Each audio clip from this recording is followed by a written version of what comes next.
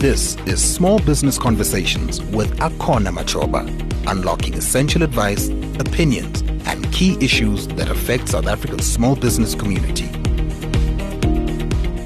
The pursuit of funding can be a daunting task for many entrepreneurs and small business owners.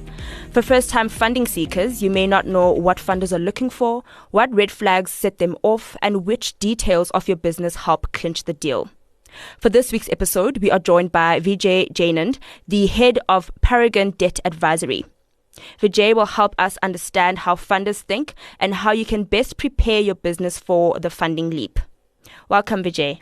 Thank you, Akona. Appreciate you having me on your podcast today. Glad to be here. Absolute pleasure. Thank you for joining us. So, just to start off from the beginning, can you tell us about Paragon Debt Advisory, briefly what you guys do and what services you offer? So Paragon Debt Advisory, we're a debt advisory business specializing in the raising of capital for businesses, both small and large alike. We focus on debt funding, but also assist with other forms of capital, namely venture capital and private equity funding. Separately, we also assist clients with M&A, mergers and acquisitions, business valuations, disposals.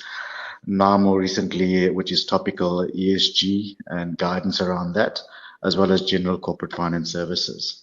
What we found in the market, Akona, is that historically, the funding market has been dominated by traditionally the big five banks, and businesses have traditionally held their primary relationships with the major banks for most of their funding needs. With the advent of digital banking and a shift towards a more digitized banking process, including a higher churn and staff movement within major banks, these historic relationships are being lost. Further, and more recently, with the expansion of private debt within the South African debt capital markets, there is now a whole host of alternative funders that the market is not aware of and do not have these relationships. Paragon is able to unlock these relationships and fast-track access to new funding for businesses. We've built these relationships over the past 10 years with over 200 funders in the local and offshore markets and have become one of the trusted advisors in the space for funders to originate and bring to them new clients that are considered good investable opportunities. So that in a nutshell is what we do and how we can assist clients with new alternative funding options.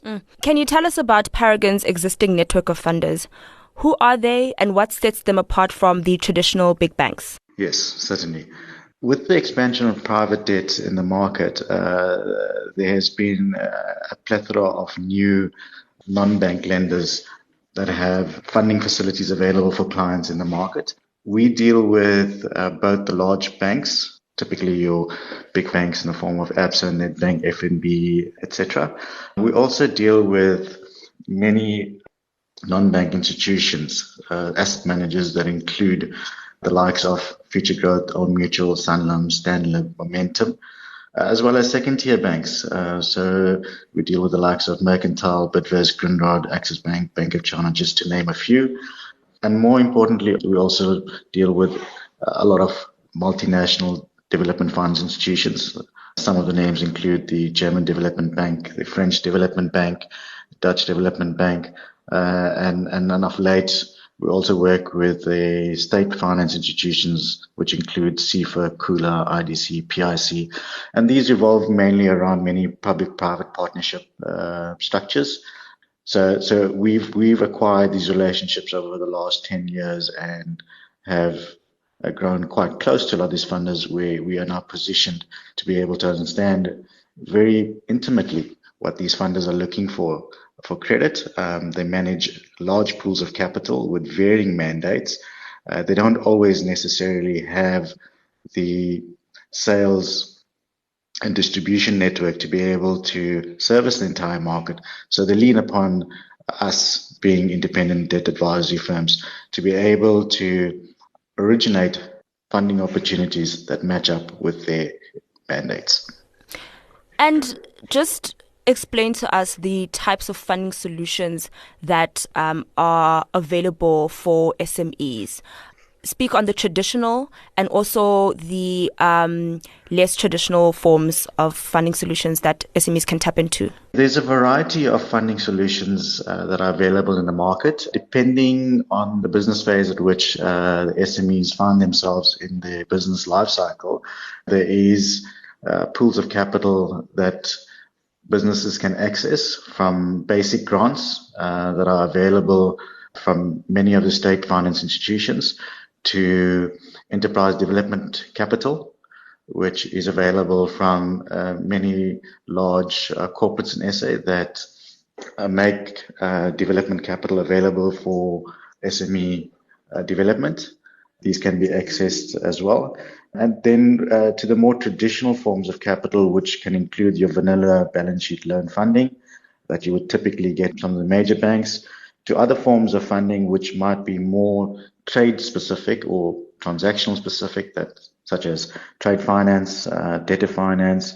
There's funding solutions that cover equipment and asset-based finance, property development and development funding, to all the more sophisticated structures that probably speak to the more developed businesses, that may include structures such as listed and rated bonds that eventually get listed in the JSE under a DMTN program. So they are quite vast out there, and it's best to speak to an advisory business like Paragon that can explain these different funding solutions to clients and help them find a funding product that best matches with their businesses and their requirements at that stage. Mm-mm. And you mentioned quite a few options, and I can imagine for someone who is only thinking about this from I just need funding perspective, it can feel a bit overwhelming. How does an SME figure out which solution works best for them? Is there like a tick box exercise or criteria that they need to check to know, okay, this works and this doesn't? So, yeah, I think with most SMEs, that's one of the struggling aspects they find themselves in, where having access to professional advisors to assist them in determining what funding solutions best suit them is always a battle.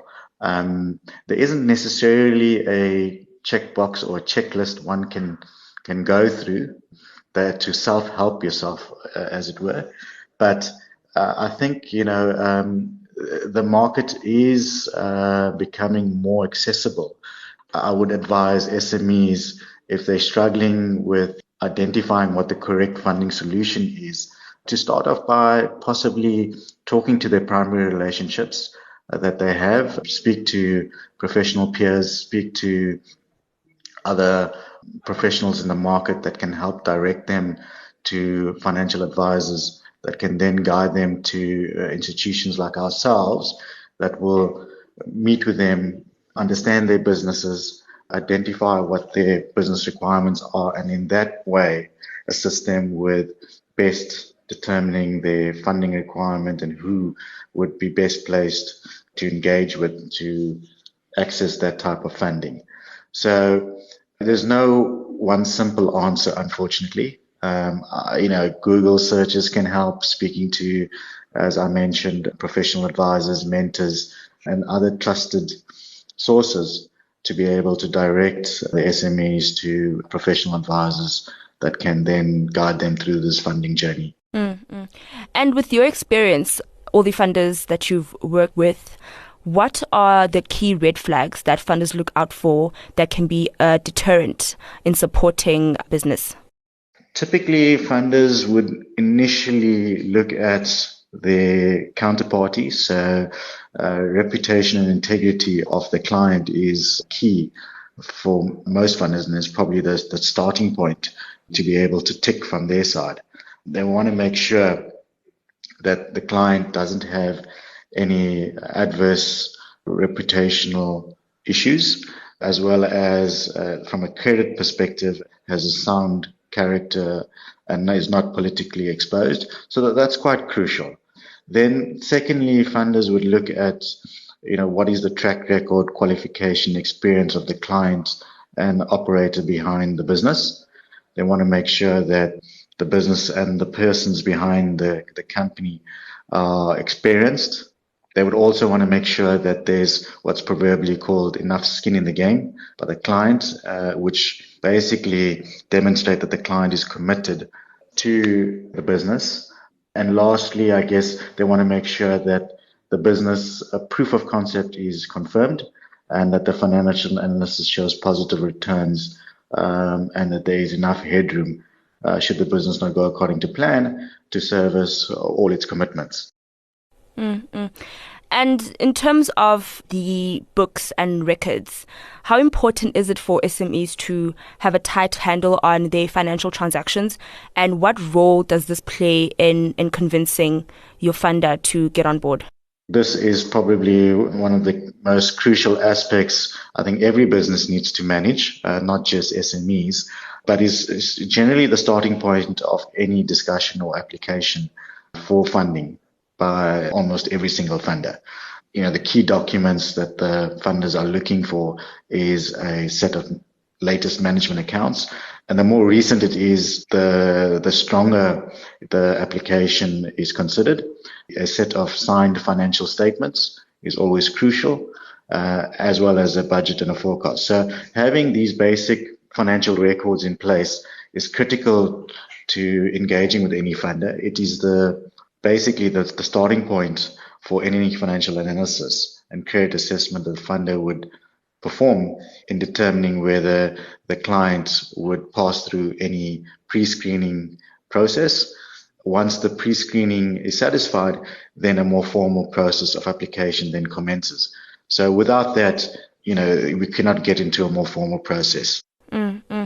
And debt, for SMEs that already have taken on quite a bit of debt in their operations and they're looking to maybe fund another project, or they're trying to fund growth in some aspect, what role does debt play in that process of seeking additional funding? Is it a deterrent for some funders, or is a little bit of debt healthy and good for funders? Yeah. Debt, I guess, is not necessarily the primary indicator of the strength of a business, but what it does reflect is that, to the extent there's an existing level of debt in a company, the track record of servicing the debt would demonstrate the character of the business in terms of making sure that they've consistently paid the debt and therefore is responsible in managing their finances, and at the same time is responsible around their commitments to debt funders.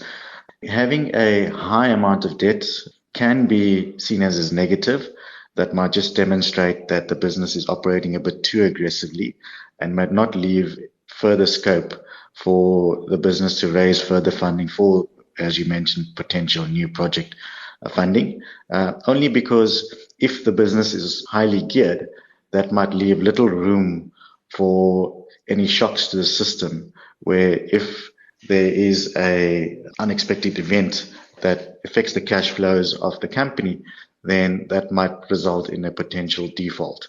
So funders would typically like to see that there's a reasonable level of debt in the business, A, so that there's a safe level to withstand any shocks, but B, to also allow for headroom for further capital raising in the business. So the business can then apply for further funding that can then be applied towards things like growth funding and project funding and so on, without necessarily pushing the limits on the gearing levels.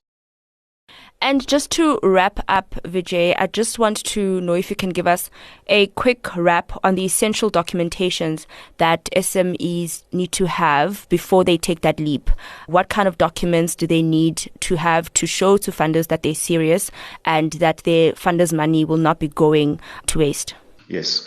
So there's a few pieces of documentation that clients would need. This would include just a short overview of the business, which summarizes and captures the DNA of the company, what it does, what is the nature of the business, its special service offering or product offering, a quick summary of its historic track record and expertise. Funders would want to see what the highlights of those track records are and that the business has been successful in its endeavors to date. The third aspect is a summary of the actual funding need of the business. So this will incorporate, what is the quantum of debt you're looking for, what will be the purpose of the funds, and the expected timeline to deploy such funds, as well as a financial module and budget, which basically then shows how the debt will be repaid and what new income will be generated with that funding. And lastly, some of the more basic documents that we've already spoken about, which is the latest management accounts, your financial statements, tax compliance certificate. So those would largely be the essential documents. Paragon itself, we as a business, we specialize in helping clients put together those documents, because it can be daunting when starting these processes, not knowing where to start and what to put into those documentation. And that's where we can assist clients in fast tracking the collation of those documents and the submission of documents to the correct funders. And that is Vijay Jainand, the head of Paragon Debt Advisory, just telling us there how we can get our businesses funding ready and what to look out for when preparing those documents and what funders are looking for in order to give you that backing. Thank you, Vijay. Thank you, Ikana. Much appreciated. If you enjoyed this podcast, please like and follow Small Business Conversations, and don't forget to share our episodes. If you want to contribute to the conversation, you can tweet me at machoba_a, or you can email me at smepodcast@moneyweb.co.za to share your thoughts and suggestions for future conversations. Till next time, goodbye. You've been listening to Small Business Conversations with Akona Machoba. To listen to more Moneyweb podcasts, go to moneyweb.co.za, the Moneyweb app, or your favorite podcast platforms. Moneyweb, your trusted source for business and investment insights.